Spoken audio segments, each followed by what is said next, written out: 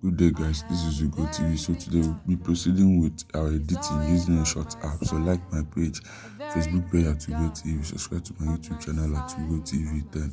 So we are here, we're starting with our video.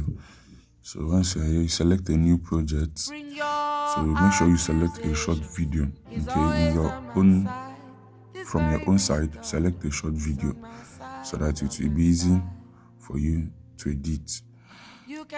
So once you're here, you can see your canvas. You're starting with a canvas. Your canvas is the size, the proportional size you want the video to come out in.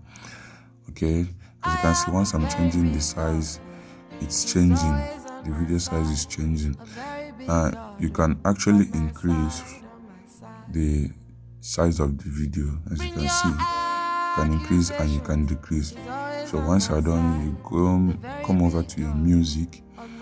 In this music category, you can see featured are the songs. Okay, the songs the app is offering. Now you can see extract audio from video. You can extract a particular audio from a video that you want. Okay, if the audio in this video you want it to be in the video, you can extract it and you can add it to the video. Now you can also use your music. Okay, you can select from the list of songs in your phone gallery. Okay, your phone player. You can select from the list of songs in your phone gallery. You can also search.